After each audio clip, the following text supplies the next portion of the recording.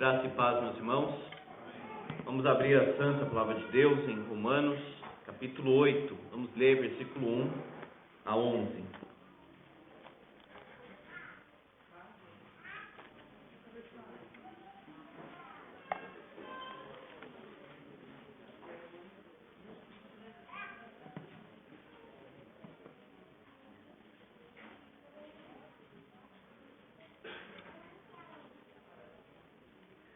Romanos capítulo 8, versículo 1 a 11.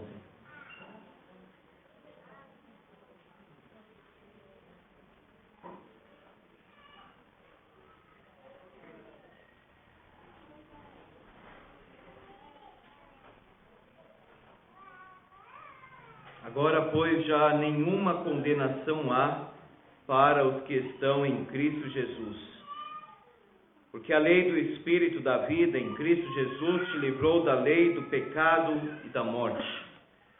Porquanto que fora impossível a lei, no que estava enferma pela carne, isso fez Deus enviando o seu próprio Filho, em semelhança de carne pecaminosa e no tocante ao pecado. E com efeito condenou Deus na carne o pecado, a fim de que o preceito da lei se cumprisse em nós, que não andamos segundo a carne, mas segundo o Espírito. Porque os que se inclinam para a carne cogitam das coisas da carne, mas os que se inclinam para o Espírito, das coisas do Espírito. Porque o pendor da carne dá para a morte, mas o do Espírito para a vida e paz.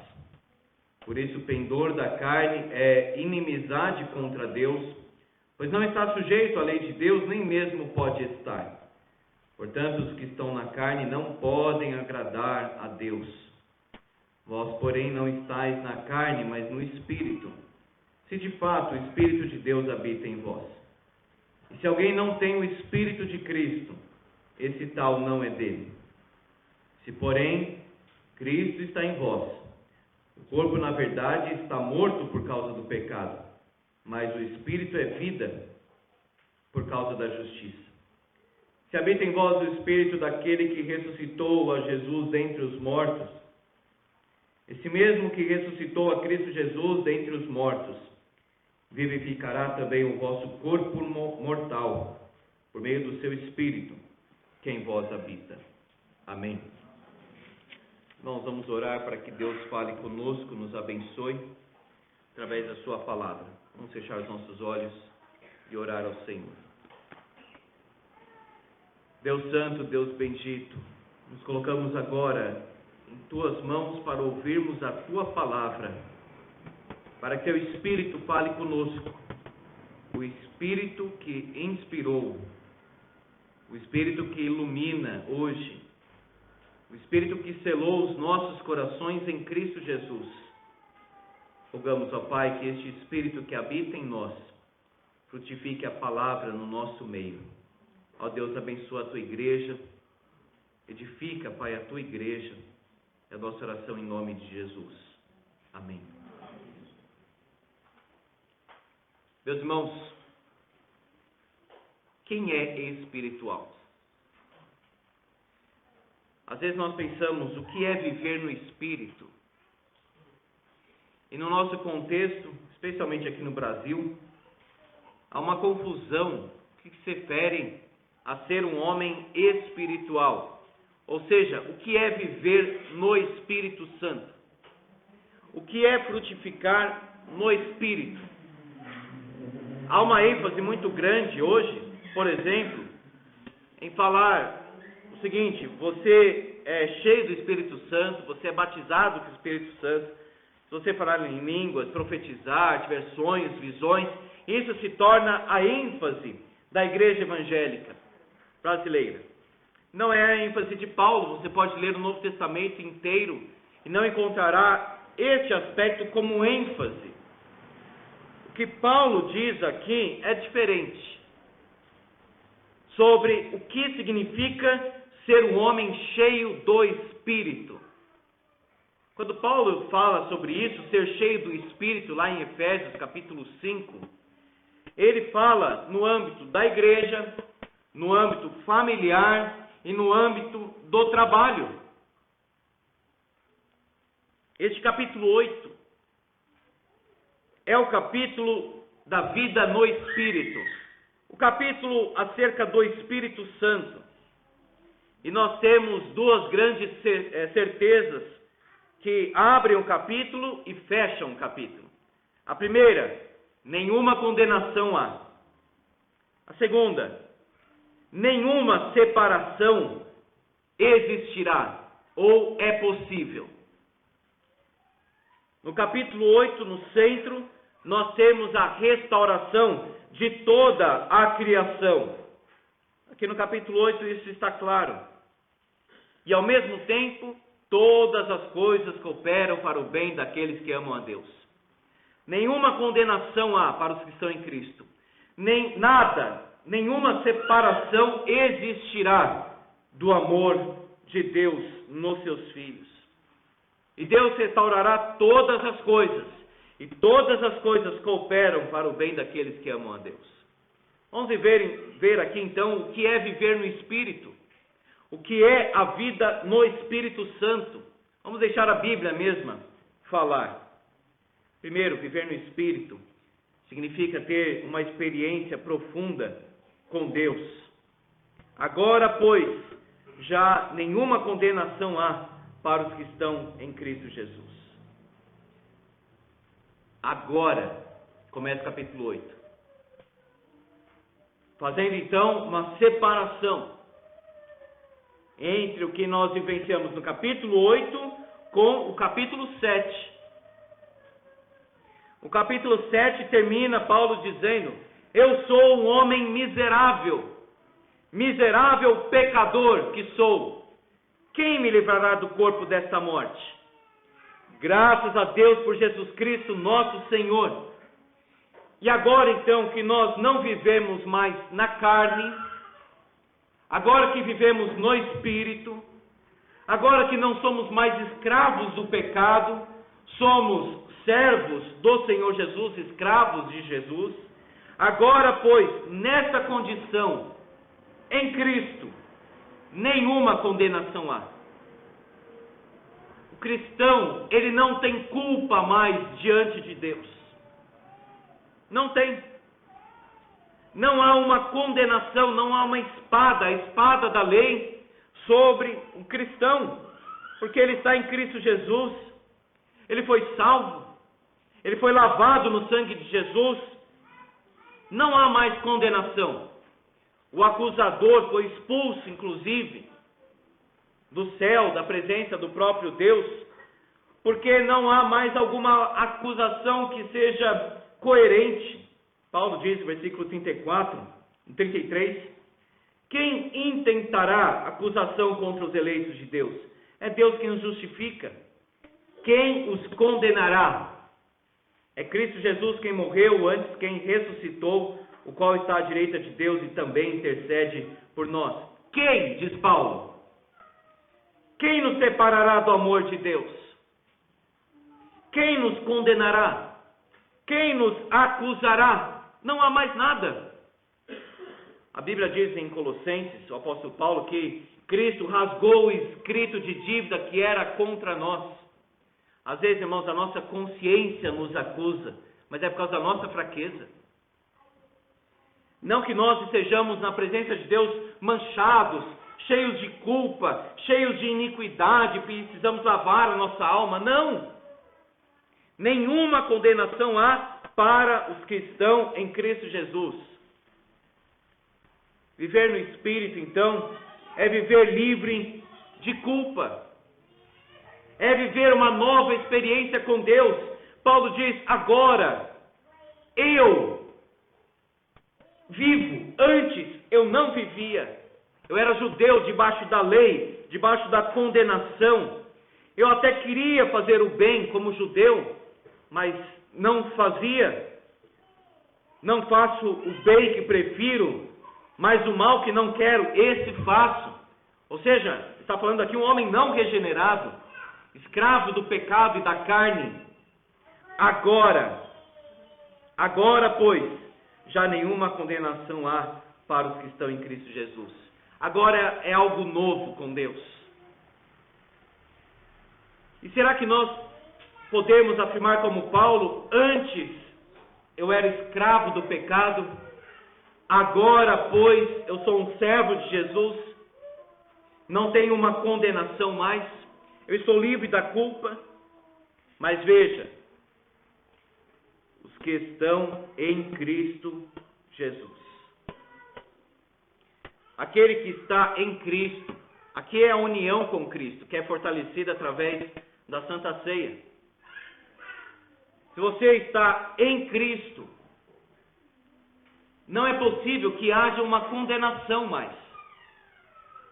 Porque aquele que está em Cristo Jesus recebe a própria justiça do Filho de Deus em si. Cristo recebeu o nosso pecado e nós recebemos então a sua justiça.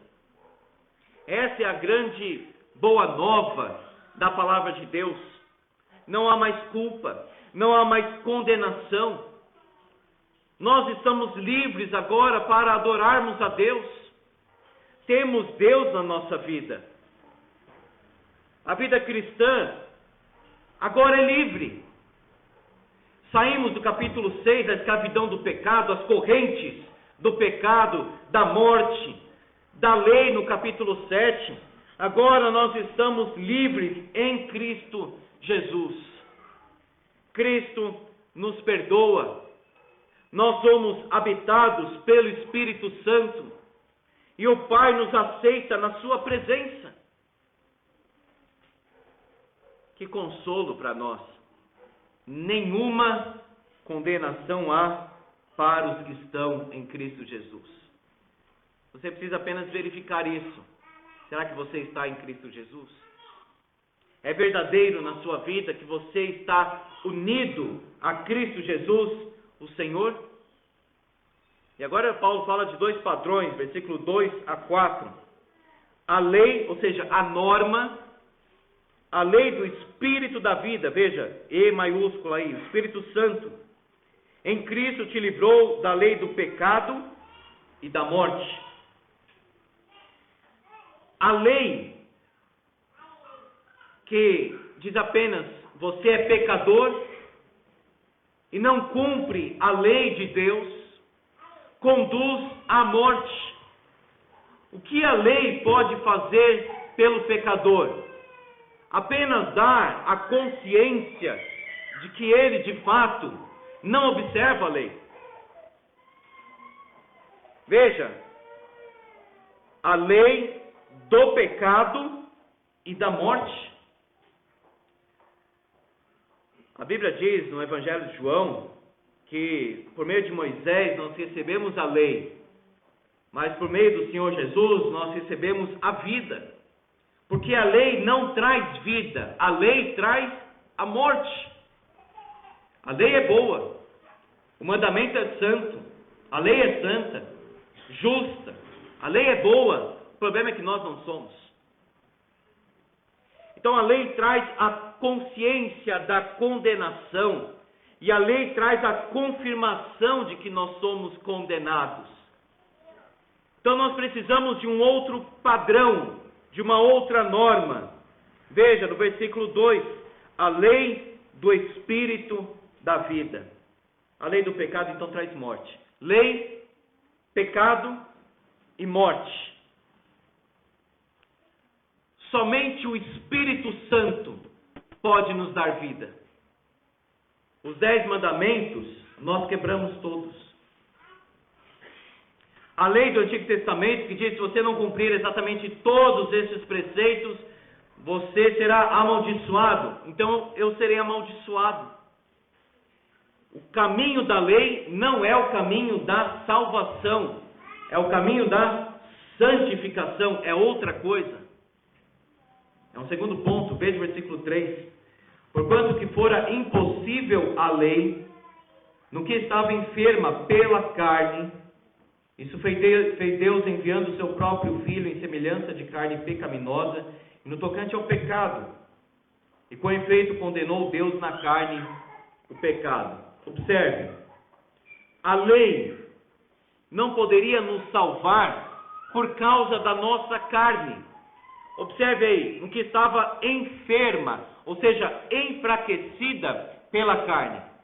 Então a lei diz: você deve guardar todos os mandamentos. E o que a nossa carne faz? Não guarda. A lei diz: não matarás. Isso significa que você não pode odiar alguém. Odiar naquele sentido maligno. Não pode, mas nós fazemos isso. Então quebramos. Então veja, a lei ordena, mas a nossa carne não corresponde à lei. Então estava enferma pela carne. Como Deus pode resolver a nossa situação? Como Deus pode nos salvar? Primeiro, Ele envia o seu próprio Filho, diz o versículo 3. Semelhante a nós, em semelhança de carne pecaminosa, mas sem pecado. E envia sobre o Filho de Deus, sobre o seu próprio Filho, a nossa condenação. Então caminhe aqui comigo. Não há condenação, não porque nós conseguimos alguma coisa, porque nós por nós mesmos saímos disso, ou porque nós somos muito bons. Não há condenação, porque a condenação que deveria cair sobre a nossa vida, Deus fez com que caísse sobre o seu Filho. Olha o versículo 3. Com efeito condenou Deus na carne o pecado. Na carne de quem? Do seu próprio Filho.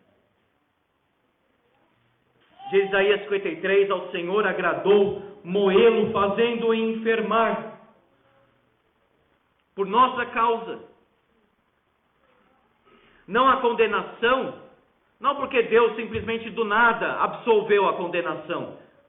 Se assim fosse, ele seria um juiz ímpio, absolvendo pecadores.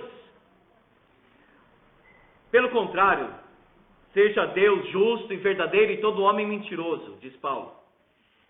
A nossa condenação, a nossa maldição, o nosso inferno caiu então sobre Jesus. O maior sofrimento possível para o homem caiu sobre Jesus. A maior humilhação possível para o homem foi a de Cristo na cruz. A maior condenação foi a condenação do Filho de Deus. Você já parou para pensar o que aconteceu na cruz? Em meu lugar e no seu lugar? A maldição que caiu sobre ele? E o próprio Pai lançou sobre o Filho esse peso esmagador, a tal ponto do próprio Filho dizer: Deus meu, por que me desamparaste? Naquela angústia extrema da sua alma. Portanto, a lei que nós não cumprimos, agora o Filho cumpre em nosso lugar, versículo 4. Então nós não andamos segundo a carne. Ou seja, a carne para nada aproveita. Carne aqui é a disposição humana, que é pecaminosa. Nós não podemos andar, meus irmãos, segundo a carne, segundo o homem, segundo a natureza humana, mas segundo o Espírito. Viver no Espírito, então, significa, primeiro, ter uma profunda experiência com Deus. Viver livre de culpa, viver na lei do Espírito da vida e estar inclinado agora para as coisas do Espírito. Versículo 5. Os que se inclinam para a carne, cogitam das coisas da carne, mas os que se inclinam para o Espírito, das coisas do Espírito. Quando Paulo fala que inclinar, ou seja, aquele que é da carne, então busca as coisas da carne. Aquele que é do Espírito, busca as coisas do Espírito.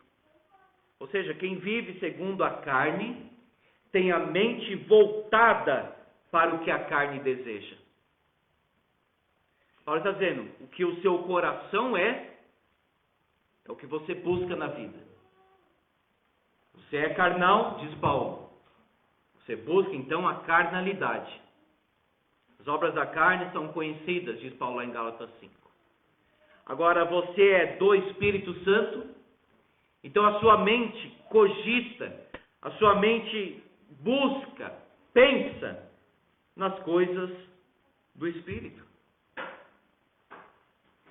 O ser, então, se volta para aquilo que a mente dispõe, aquilo que o coração direciona. Por que então às vezes a pessoa não tem prazer no Espírito? Porque está na carne. Como alguém não terá prazer na carne se estiver no Espírito? Irmãos, não tem uma fórmula. Você quer mortificar a carne? Fortaleça o Espírito. Fortalecido o Espírito, rejeitará as coisas da carne. Os que se inclinam para a carne cogitam das coisas da carne. Os que se inclinam para o Espírito, das coisas do Espírito. O pendor da carne dá para a morte, mas o do Espírito para a vida e paz. A carne promete uma coisa, mas paga outra. A carne, essa disposição pecaminosa do ser, do íntimo, diz o seguinte, comete esse pecado e você vai ser feliz. A carne diz, faça a sua vontade, não a vontade de Deus. Faça o que você quiser. E encontra justificativas para o pecado. Eu nasci assim, eu sou assim, todo mundo faz, eu me sinto bem, eu tenho o direito de ser feliz. Essas são as desculpas da carne. O Espírito é o seguinte, o Espírito Santo, receba um novo coração de Deus. Viva dentro da palavra de Deus. Não consulte o coração, consulte a palavra. Tenha uma vida de oração. Ah, mas eu não gosto muito de orar. Não importa se gosta ou não. Tenha uma vida de oração. É claro que a carne não gosta de orar. Sabe quem não gosta de orar? A carne. Sabe quem não gosta de ler a Bíblia? A carne. Sabe quem não quer cantar hinos, louvor a Deus? A carne. Quem não quer culto doméstico? A carne. O que o Espírito quer? Oração, Bíblia, Santa Ceia, batismo, comunhão dos santos. Isso é o Espírito Santo. Eu vivo na carne ou no Espírito? Eu quero fazer a minha vontade ou a vontade de Deus? Amados irmãos, quem manda na nossa vida? Essa é a pergunta de Paulo. Nós não andamos mais segundo a carne. O nosso coração é governado pelo Espírito, para o Espírito. Aquele que anda segundo a carne, o pendor da carne, ou seja, a mente carnal, é isso que Paulo quer dizer aqui, a mente carnal, a cogitação carnal, termina em morte. Aquilo que não é de Deus, termina em morte. Mas o Espírito, vida e paz. O Espírito frutifica paz. O Espírito frutifica vida. O pendor da carne produz morte. O Espírito produz vida, bênção, paz, ou seja, harmonia. O pendor da carne, ou seja, a inclinação da carne, a mente carnal, é inimizade contra Deus, está contra a vontade de Deus. Amado irmão, pare de resistir a Deus. Se renda a Deus. Veja, a inimizade contra Deus. O carnal não está sujeito à lei de Deus, nem poderia estar. Ele está sujeito a si mesmo, à carne. Hoje nós temos muitas reuniões de eleição.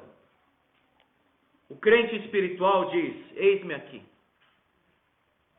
Eis-me aqui, para fazer, ó Deus, a tua vontade, assim como o Filho de Deus falou.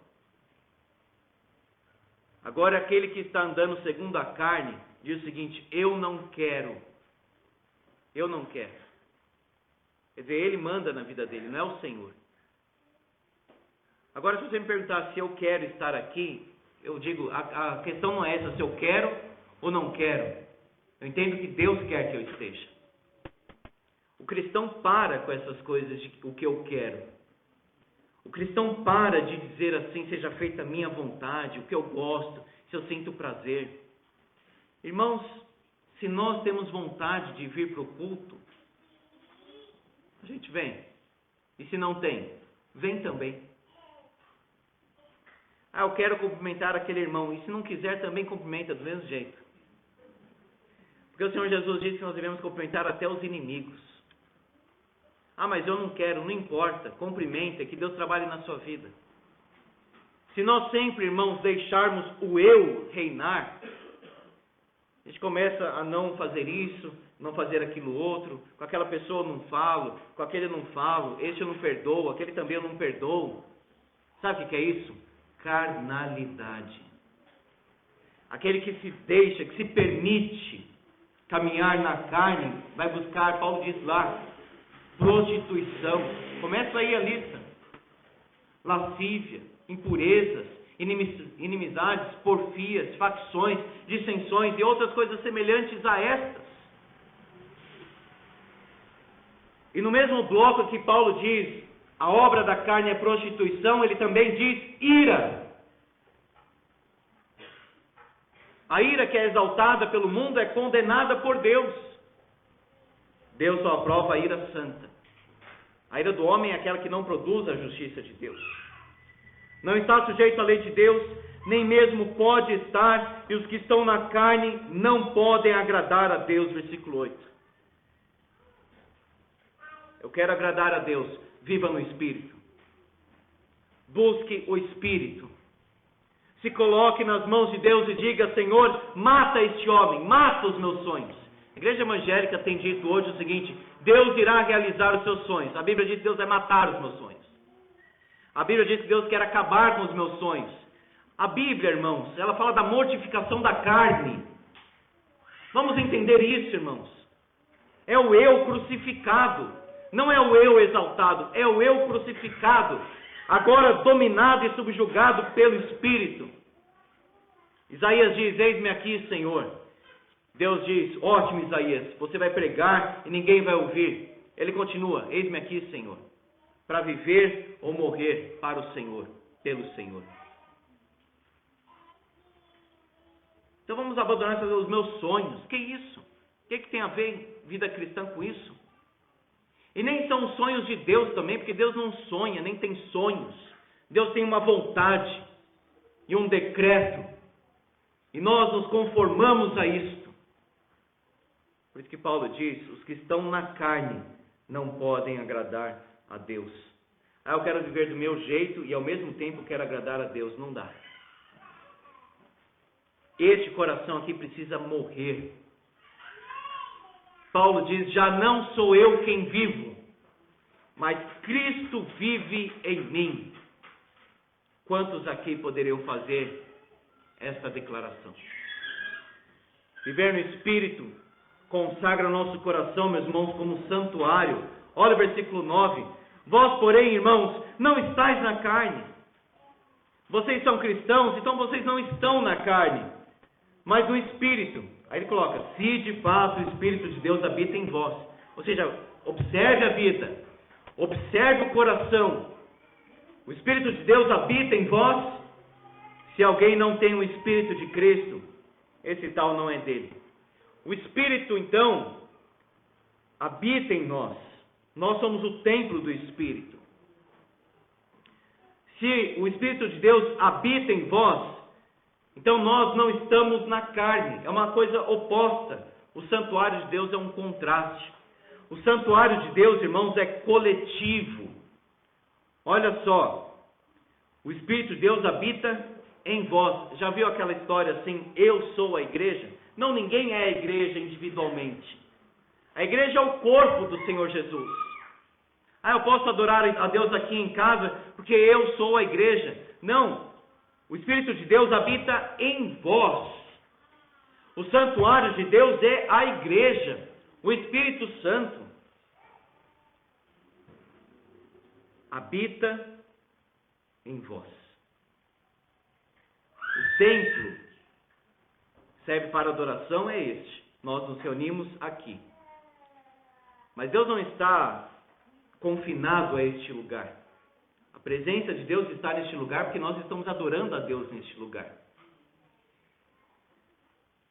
Mas a Bíblia afirma que nós, individualmente, somos hoje o santuário do Espírito Santo.